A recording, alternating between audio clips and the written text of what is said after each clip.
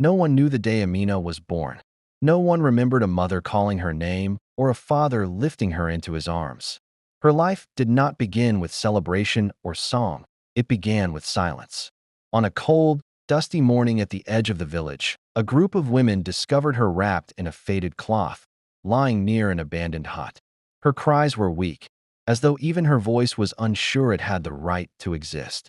Flies hovered around her tiny body, and her skin was cold to the touch. Some believed she had been left there to die. Who would abandon a child like this? One woman whispered, shaking her head.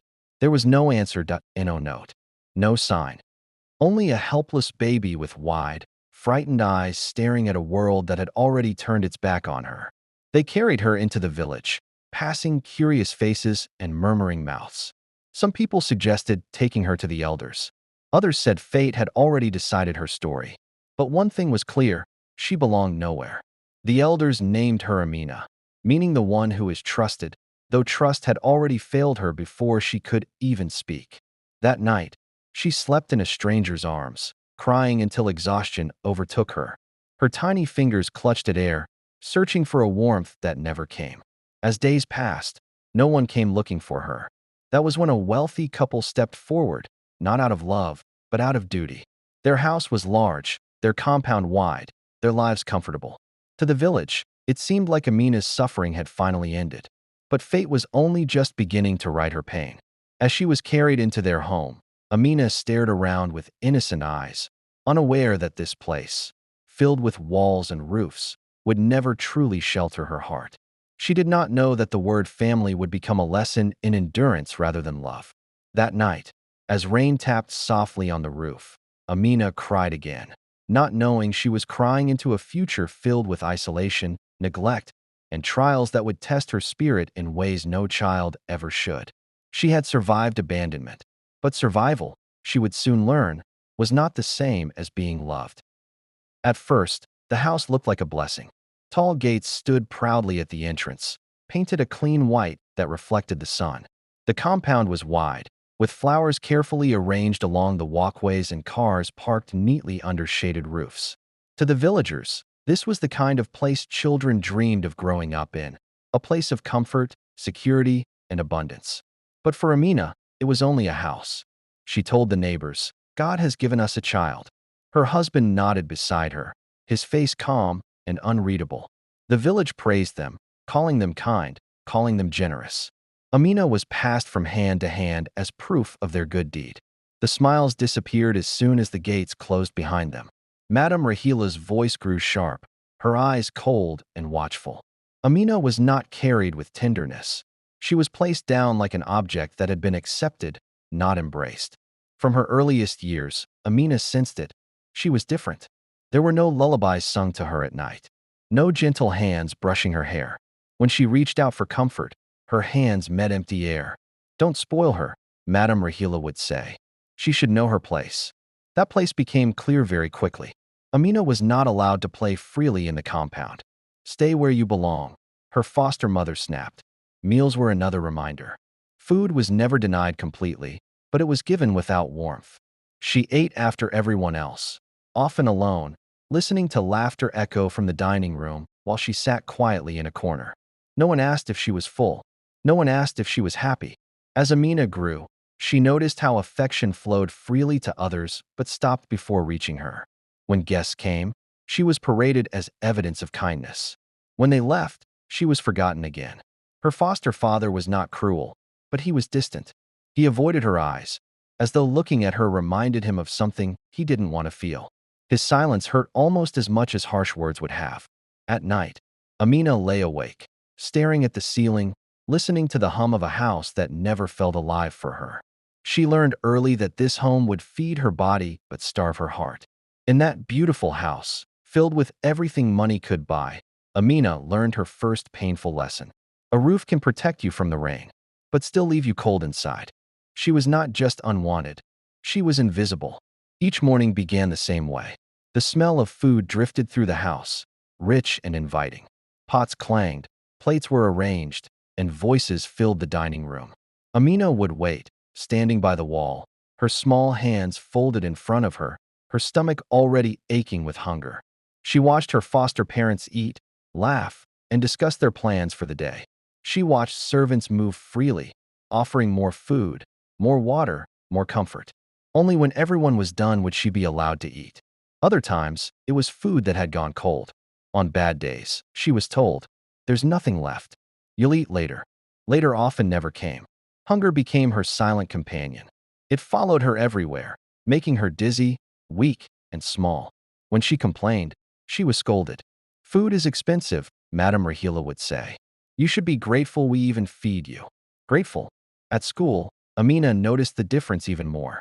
Other children brought packed lunches, neatly wrapped and filled with care. She carried nothing. During break time, she sat under a tree, pretending not to notice the food being shared around her. When teachers asked why she looked tired, she smiled and said she was fine. She had learned that honesty only brought punishment. At home, love was rationed more strictly than food. When she tried to speak during conversations, she was silenced. "Keep quiet," they told her. "Adults are talking." But even among adults, no one spoke to her. Birthdays passed without celebration, no gifts. No candles, no one remembered her age. She watched as others were celebrated, their lives marked with joy, while hers slipped by unnoticed.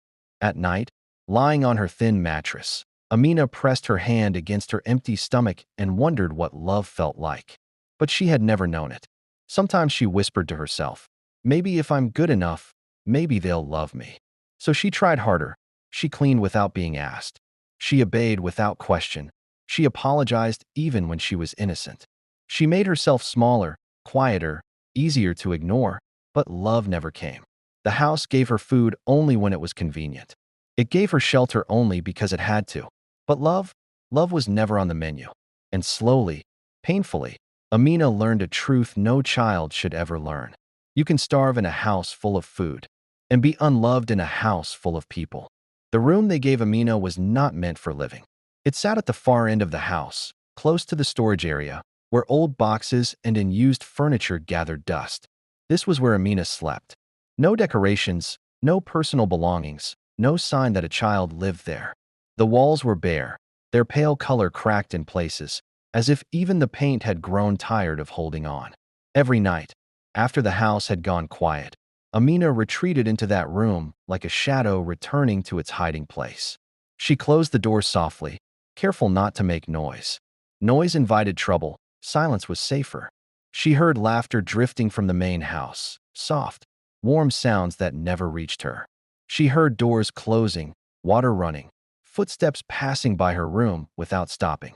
Each sound reminded her that life was happening around her, just not with her. Sometimes she cried. At first, her sobs were loud and uncontrolled, the cries of a child who didn't understand why she was unwanted. But tears brought punishment. "Why are you crying?" Madame Rahila once shouted, flinging the door open. "Do you want to disturb the whole house?" After that, Amina learned to cry without sound. She pressed her face into her pillow, biting her lip until it hurt, swallowing her sobs so no one would hear. Her tears soaked into the mattress, silent witnesses to her pain. The room became her world. It was where she talked to herself because no one else listened. It was where she learned to keep her fears hidden and her hopes small. On especially lonely nights, she stared at the thin strip of moonlight on the wall and imagined it was a hand reaching out to her. She imagined warmth. She imagined safety. But imagination could only go so far. The room did not answer her questions. It did not comfort her. It only echoed her loneliness back to her. Years passed, and that room shaped her. It taught her endurance that it taught her silence. It taught her how to survive alone. In that small, forgotten space, Amina lost her childhood, but she gained something else. Strength. Quiet, aching, unrecognized strength that grew in the dark, waiting for the day it would finally be seen. As the years passed, Amina began to understand something painful. Her presence itself was considered a mistake.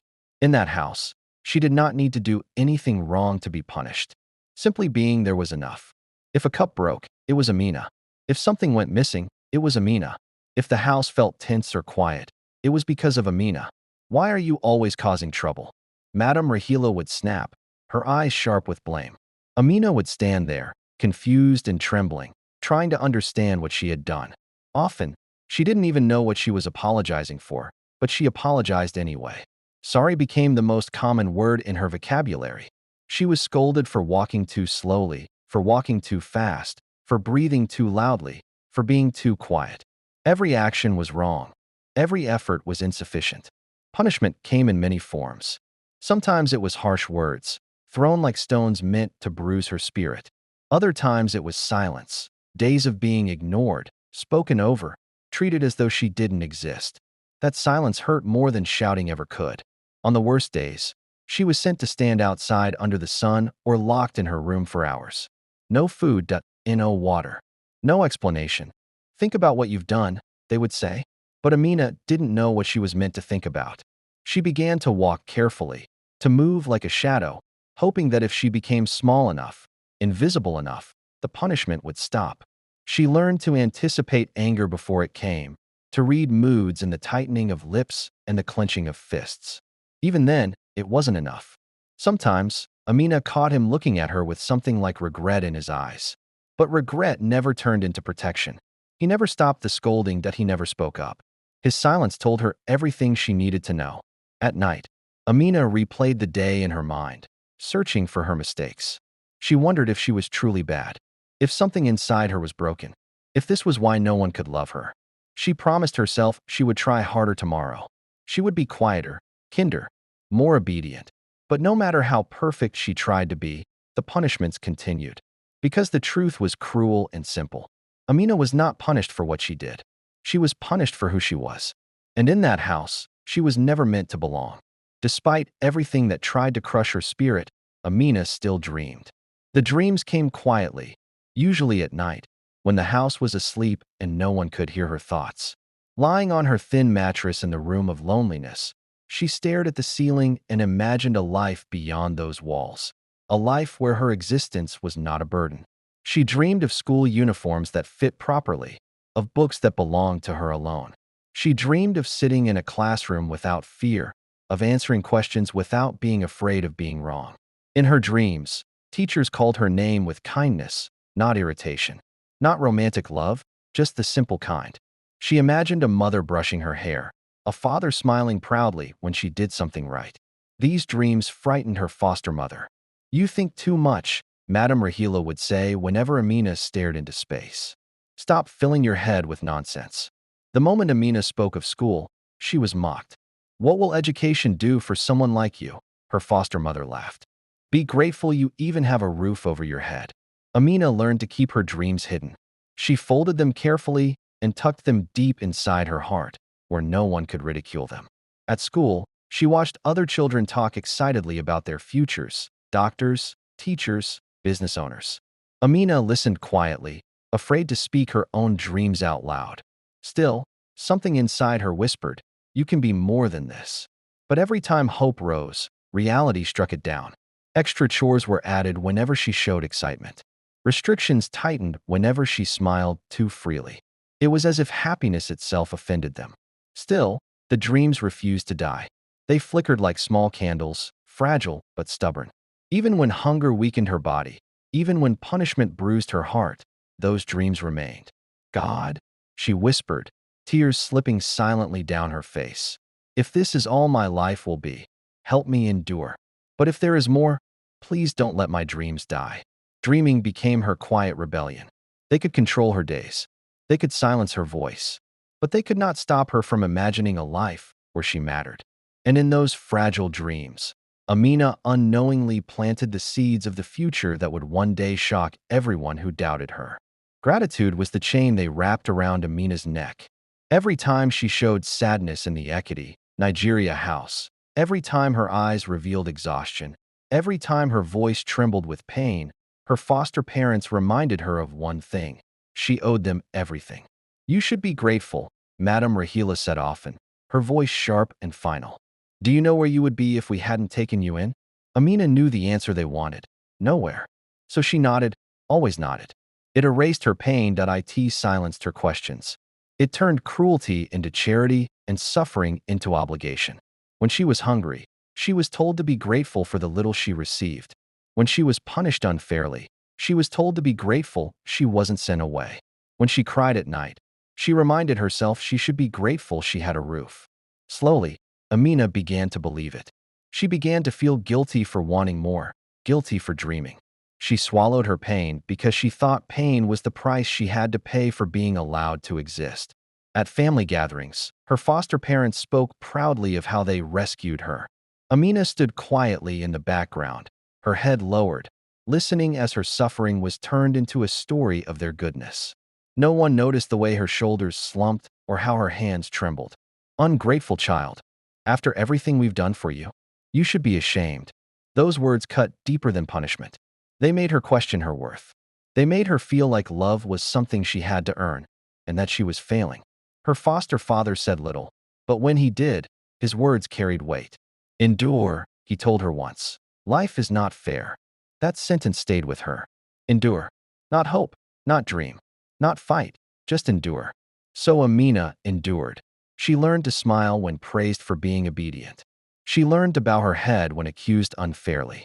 She learned to say thank you for crumbs of kindness. But deep inside her heart, something ached. She wondered if gratitude should feel like chains. She wondered if love should hurt this much. And though she still whispered, "Thank you," every day, a quiet question began to grow within her, one that refused to be silenced forever. If gratitude means suffering, then what does love look like? That question, buried deep, would one day change everything. The sun had barely risen, spilling golden light across the village. Yet for Amina, it felt like the darkest day of her life. Every step was heavy with fear, every heartbeat a drum of anxiety. The villagers had gathered quietly, curious and cruel.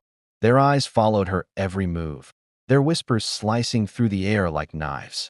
She had endured years of ridicule, neglect, and silent suffering, and now this was to be her life. A marriage arranged without love, without choice, without hope. Then she saw him. He stood under the shade of a tall tree, quiet and unassuming. His clothes were simple, his shoes worn, his hands calloused. By all appearances, he was ordinary, poor, humble, and unremarkable. Yet there was something in his eyes that caught her off guard: calm, respect, kindness. He did not scoff at her thin frame, her tattered dress, or the tremor in her hands. He simply looked at her, as if he could see not only her body but her soul, the small, flickering light she had fought so hard to protect. "Are you, Amina?" His voice was gentle, patient, and steady, a stark contrast to the shouting and scolding she had endured all her life. She nodded, unsure if she should speak.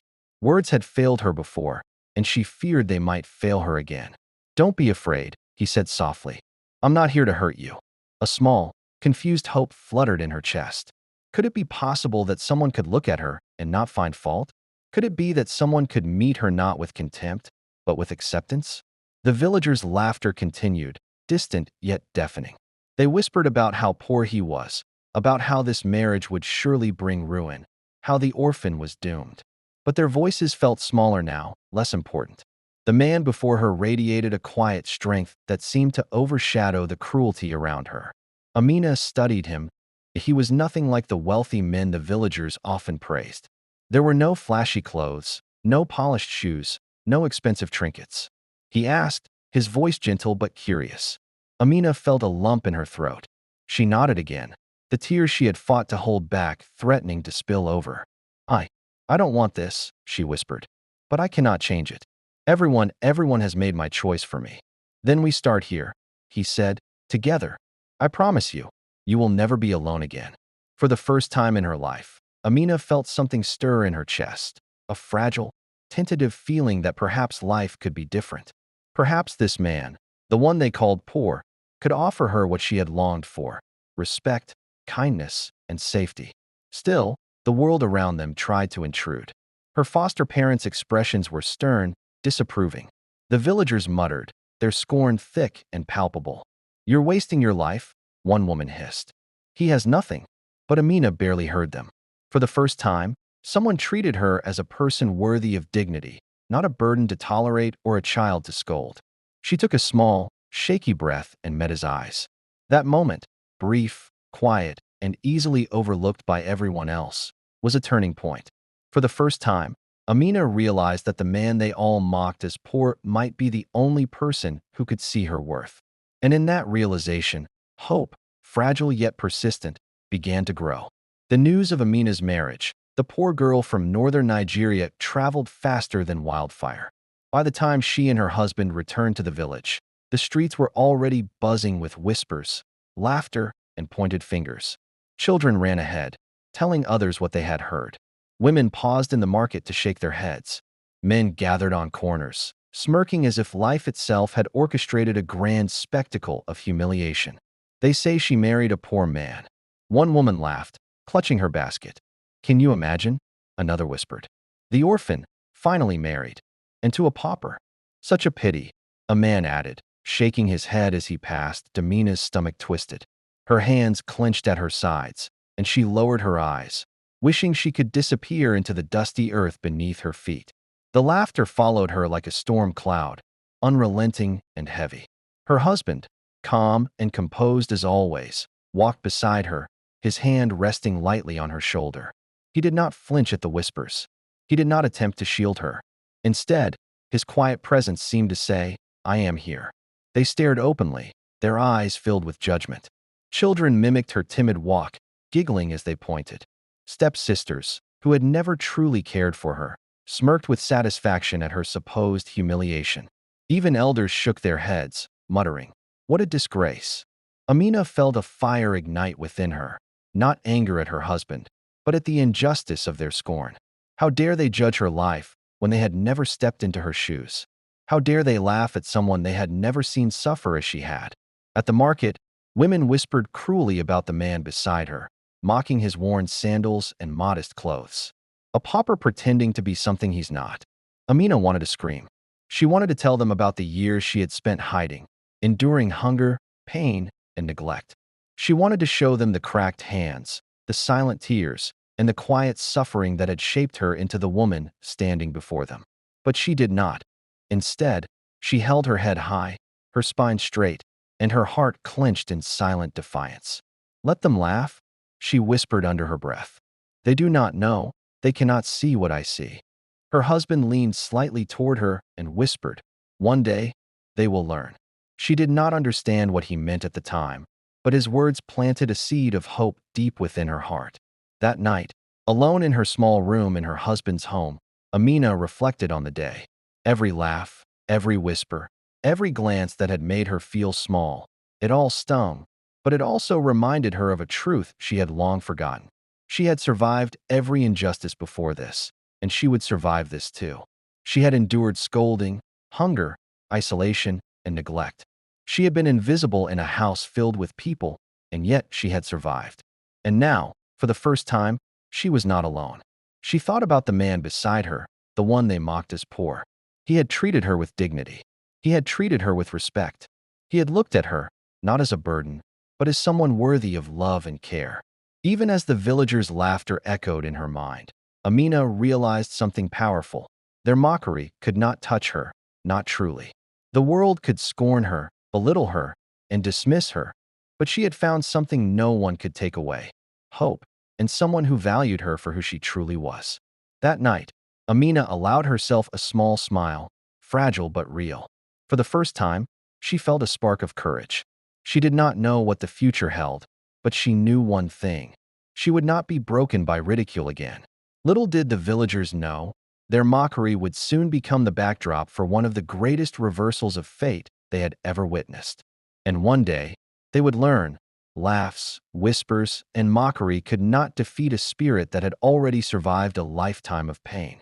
The wedding day arrived quietly, yet with a weight that pressed on Amina's chest like a stone. The sun rose over the village, casting its golden light over the gentle northern Nigeria houses and streets. But for her, the day was shadowed with fear, humiliation, and the sharp sting of inevitability. Every step toward the courtyard, every glance at the villagers gathered to watch, reminded her that this day had been chosen for her, not by her, and that her life was no longer hers to control. Her dress was plain, borrowed from someone who barely knew her. There were no flowers, no decorations, no ribbons of joy. Even the veil that partially covered her hair felt heavy and suffocating. Her heart pounded as she stepped into the courtyard. The villagers were waiting, murmuring and whispering, their eyes full of judgment and mockery. Children mimicked her slow, Careful walk. The elders shook their heads. The women whispered cruelly to one another, and the men snickered openly. Every step forward was a reminder that she was an object of ridicule, a spectacle for their amusement. Her foster mother stood to the side, her posture rigid and eyes cold. She did not smile, did not offer congratulations, did not share a moment of warmth. This was not a celebration. It was a performance, a demonstration of authority and control. Amina's stepsisters giggled behind her, their laughter sharp and cruel. They whispered insults just loud enough for her to hear. Finally, she's marrying someone like herself. Did you see his clothes? How humiliating. She will regret this forever. Amina's stomach twisted, her hands shaking. She wanted to run, to disappear, to hide from the world that had treated her with such relentless cruelty. But she knew there was nowhere to escape. She had learned too early that running from pain did not make it disappear. Then she saw him, the man they called poor, standing beneath the shade of a tree, his posture calm, his eyes steady. He did not flinch at the whispers. He did not laugh, nor did he scowl. He simply waited, a silent anchor in the storm of ridicule surrounding her. For the first time that day, Amina allowed herself a small breath. Perhaps she was not completely powerless. Perhaps, somewhere in the midst of this humiliation, there was someone who could see her worth. The ceremony began. The villagers' whispers continued, a background hum of scorn and disbelief. It was steady, calm, and reassuring. As the vows were exchanged, Amina glanced at the villagers, at her foster family, at her stepsisters, and something inside her shifted. For years, she had been invisible, dismissed, punished simply for existing. And now, even as the village laughed and whispered, she realized something incredible. The world's judgment could not define her. Her mind wandered briefly to her old dreams, the ones she had whispered in the darkness of her lonely room. Dreams of being seen, being valued, being loved. Those dreams were fragile, almost forgotten, but in that moment, they seemed alive again. The villagers had no idea who they were really looking at.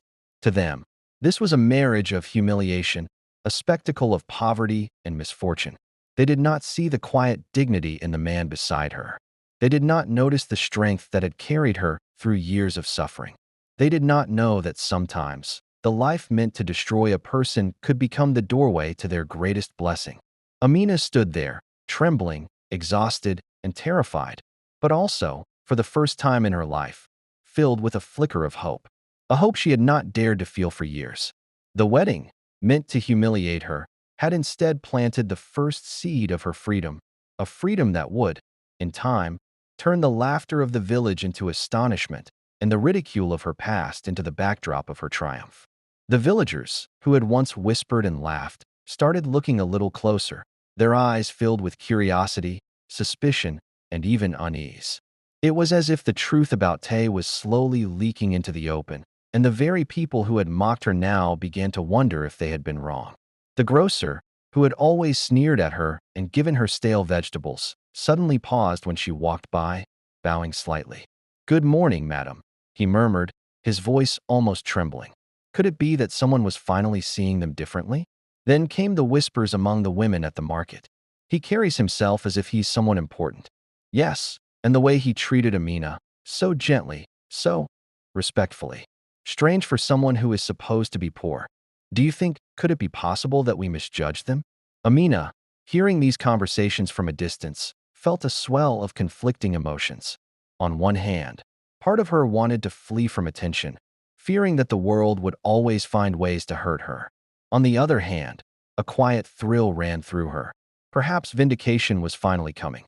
He came for a routine meeting, as Taye explained later, but the way the villagers reacted told Amina everything. People bowed slightly, removed their hats, and whispered hurriedly to one another. The respect and deference were immediate and unmistakable. That evening, as Amina prepared their simple dinner, Taye finally smiled and spoke softly. "Do you see?" he said. "People are beginning to notice. It will take time, but the world is waking up to the truth. Many measure people by what they wear or where they live, not by the substance of their character." After all she had suffered, after the hunger, the ridicule, the forced obedience, the mockery of her foster parents and the village, could this really be happening? Could the world that had so often tried to crush her actually begin to recognize something real in her life? It was not long before more signs appeared. Invitations arrived from people who had previously ignored or belittled her. Merchants, neighbors, and even distant relatives began approaching her with curiosity, offering greetings laced with nervous respect. They wanted to see the poor man and the orphan girl who had somehow commanded attention without wealth or influence. Amina's stepsisters were the hardest to watch. Their smug laughter faded into awkward glances. The cruel remarks they had once whispered behind her back now caught in their throats.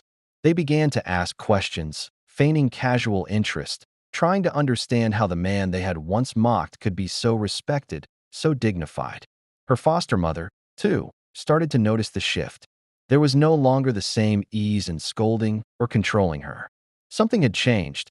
The power dynamics were slowly tilting in Amina's favor, and even she could sense it.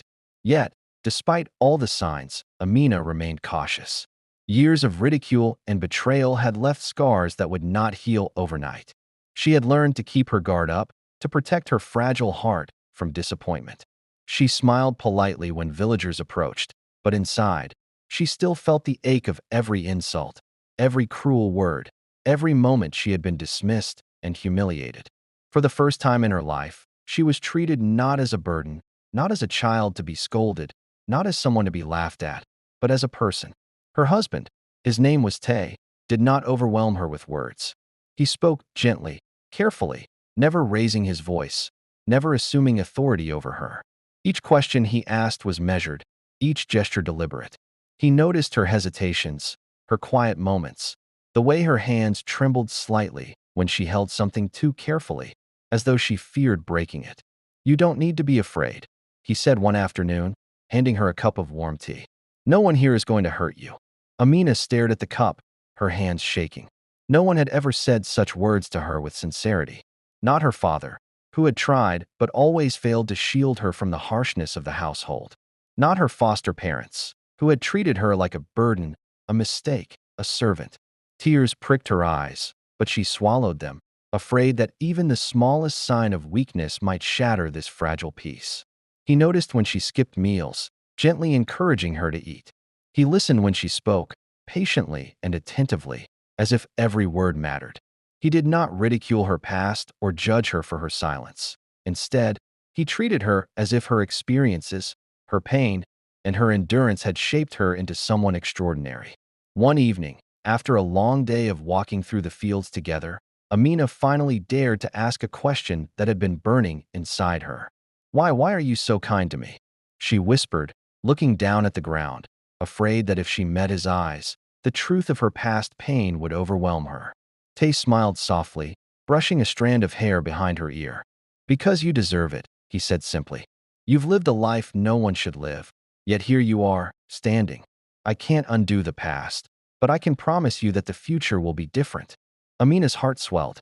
She had endured ridicule, neglect, and suffering her entire life. Yet here was a man who believed in her, who saw value in her pain, and who refused to let her past define her future. As the days turned into weeks, Taye began to show subtle signs that contradicted the poor man image the village had painted. There were glimpses of knowledge, connections, and refinement that suggested he was far from ordinary. But he never flaunted it. He never used it to assert power over her. Instead, he treated her with patience, with dignity, and with a steady kindness that slowly healed the wounds she had carried for years. Amina began to notice things she had never been allowed to see before.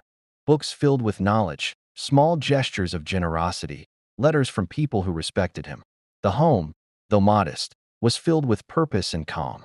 It was a stark contrast to the chaos, neglect, and cruelty of her past.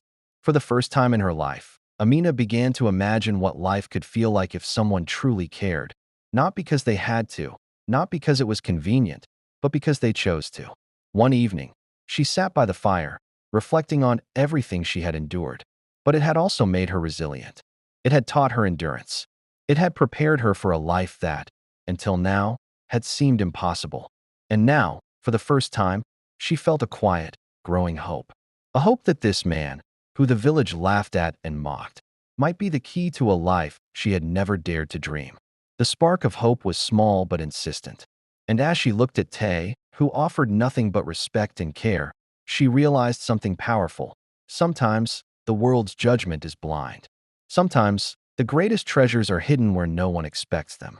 She had survived neglect, humiliation, and suffering.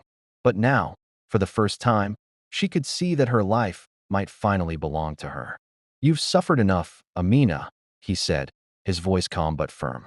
"Now it's time to let the world see who you truly are. Not the orphan they pitied, but the woman who endured, who survived, and who will rise." Amina squeezed his hand, tears glistening in her eyes. It was a moment of quiet revelation, a reminder that no amount of mockery could erase her worth. Her life, once controlled by the judgments and cruelty of others, was finally beginning to belong to her. The village would soon learn a lesson they would never forget. The girl they mocked for marrying a poor man was not only worthy of love and respect, she was destined for triumph. And the man they underestimated, the one they had called poor, held the power to change everything. Amina, once invisible and powerless, was now stepping into the beginnings of her vindication. And for the first time, she allowed herself to imagine a future filled not with fear, not with ridicule, but with respect, dignity, and perhaps even joy. The revelation of power expanded. What had been whispers and sideways glances for weeks now erupted into open astonishment. The truth about Taye was no longer hidden. It had been revealed in a way so undeniable that even the most skeptical villagers could not deny it. It began with a quiet arrival. Men stopped working, women paused in midshore, and children dropped what they were carrying to gape in awe. Amina felt the weight of 1,000 eyes on her as she stepped from the modest home she had been forced into only months before. But this was no ordinary display of wealth. This was elegance, influence, and authority manifest in every detail. The villagers whispered among themselves, their faces pale with disbelief. "That is Taye, the poor man. He's a billionaire? It cannot be. The orphan girl married a man with this kind of power?" Amina's heart pounded. She had endured ridicule, shame, and isolation for so long that this moment, this triumph, felt almost surreal. She looked at Taye, standing calmly beside her, his eyes warm and proud.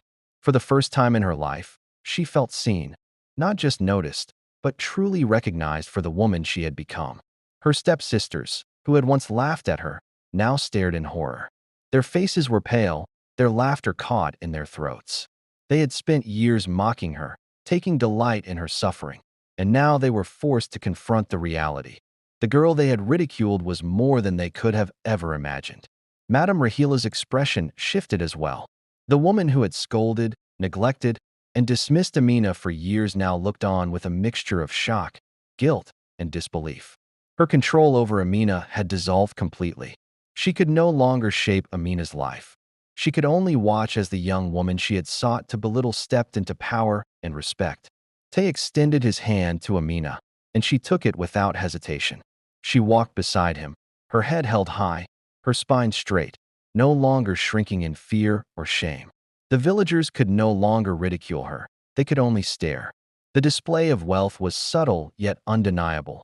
A well-constructed home, carefully cultivated gardens, and the presence of well-dressed attendants who bowed respectfully to Amina and Taye alike. It was a life of comfort, refinement, and influence, but it was not what impressed Amina the most. What moved her heart was how Taye treated her, how he had protected her, valued her, and never allowed the world's cruelty to define her. The villagers began to murmur among themselves, their tones shifting from mockery to awe. She married him, and he's everything we thought he wasn't. All those years of ridicule, and now look at her. How could we have been so blind? Amina felt a mixture of triumph and humility. She had endured ridicule and neglect, humiliation and forced obedience. But she had also survived, and in surviving, she had arrived at a place the villagers could never have predicted. Her stepsister's envy was palpable. The laughter that once followed Amina everywhere had vanished, replaced with fear and shame.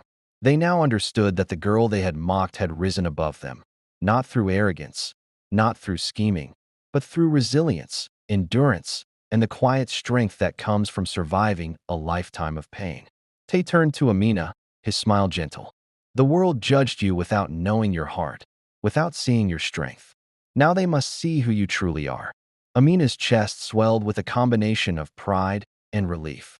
The long years of pain, isolation, and ridicule had finally culminated in this moment.